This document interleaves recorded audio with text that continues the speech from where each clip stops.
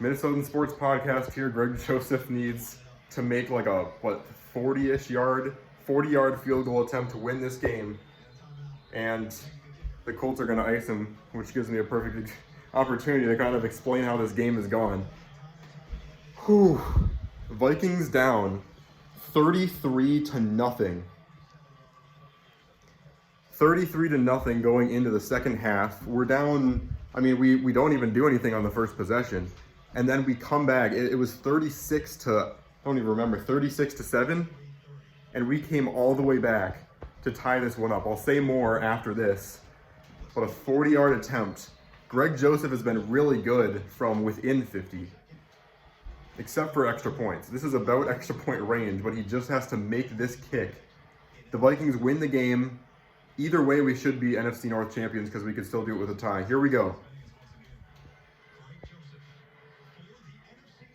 The snap. The kick. He made it! Let's go!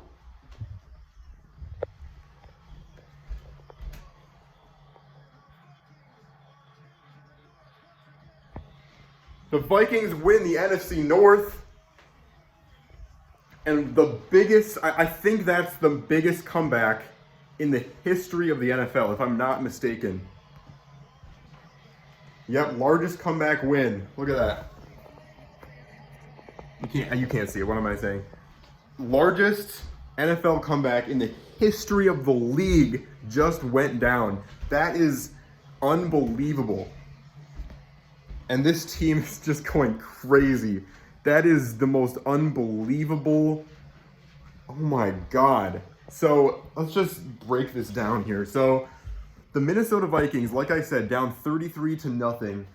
The defense was all of a sudden superb. I don't say the word superb very often. But the Minnesota Vikings, on defense, they just tightened up. And I get it, it's the Colts. I understand that it's the Colts. Obviously Matt Ryan is washed up, all that. But still, the Vikings overcame that deficit, and it was purely, it was an all-around effort. The defense held the Colts to 3 points the entire rest of the game, including a crucial, when the offense fell a little bit flat, or fell a little bit short. The defense rallied behind in overtime, prevented the Colts from scoring. The Vikings went all the way down the field, a crucial catch by Justin Jefferson. I think he's now 10 yards away from breaking Randy Moss's single season receiving yards record. And he still got, even if it was still a 17-game season, he'd still have 2 games to beat it, which is insane. And he's, with all those yards he gained in this game, he's pretty close now to, he has to get a lot of yards per game still, but he could potentially break the all-time record, even if the Vikings sit their players in week 18. So the Vikings win the NFC North, and this is something we knew was going to happen because there's no way the Colts were going to, we'll turn this off now, it's not the Vikings anymore, but we knew that the Lions weren't going to win 4 games in a row and we weren't going to lose 4 games in a row. We knew that was going to happen. It wasn't going to happen. But still, to be able to win it this week in just an amazing comeback fashion, a lot of different things to talk about here as I'm getting a unfortunate notification that Dansby Swanson was signed to the Cubs, which why would he go there? Anyway, this is another topic. So I'm going to be completely honest with you. I made an entire video at halftime explaining how frustrating it was that this team, just gives up a little bit of momentum and then they never get it back and they just get rolled if they can't, if they can't score the first few points. Then they have no chance because the defense just gives up left and right. And it was very frustrating first half. And if we play like that in the first half versus any other team, it would be even a 40-plus point lead by the other team at halftime. So we got to play it like we did in the second half against a team like the Cowboys or the Eagles if we're going to have any shot in the playoffs. But that second half proved that we do have a shot. Because yes, I understand it's the Colts. The Colts defense isn't bad. On the pass defense side of the ball, they're actually pretty good. On the run side of the ball, it makes sense that Delvin Cook was able to rip some off because they've been bad all season. But my whole point is, even though it was against the Colts offense and defense, putting up that much, overcoming that big of a deficit, like psychologically understanding that was the biggest deficit that would be overcome. Like if you go into overtime, if you go into the locker room at halftime, sorry, I'm just very flustered right now. If you go into the locker room at halftime and you know that no team has ever overcome the deficit that you're trying to overcome, it's got to do something to you psychologically. And it takes so much resolve to be able to come back and still be determined to play. And this game would not have been won without some of the players that stepped up, including, most importantly, KJ Osborne, because Justin Jefferson can't overcome that big of a deficit by himself. And the whole thing that people have been saying is, without Justin Jefferson, this team doesn't have much. Well, if KJ Osborne continues to play like that, we have some stuff going. And this game seemed like kind of a coming of age for him, where he realized, I have to step up, and I can't always be the number 2 guy or even the number 3 guy when Thielen's not playing well.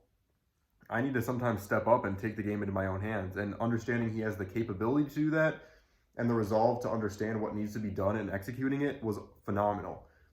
And I like to think with my, I go from pessimistic to optimistic and everything in between, which is why I say that in my intros. But I go from pessimistic to optimistic so quickly. I'm using my optimism to believe that defense in the second half could potentially be us turning a corner. Now, can we play like that defensively when we don't feel like we absolutely have to? Because this team has been playing very well when their backs are against the wall and when the game's officially on the line. But will we still be able to play that well when it's a fresh game? We still have confidence that our offense is going to come back and score. When we're comfortable, can we still tight? Because we can't be fully comfortable. Even if we have a big lead, even if it's tied and we feel like it's not our fault, we need to be tight on defense no matter what. And that second half was flawless. And I think if we can play like that, the rest of the stretch, we can win out and maybe win a couple playoff games. Now that is a big if, because can we do that against a guy like Jalen Hurts or a guy that can improv? Maybe, maybe not. I don't know. But a huge game for Delvin Cook. Justin Jefferson is him as always. KJ Osborne steps up and it's a big win for him. And the Vikings clinch the NFC North with the biggest comeback win in the history of the entire league.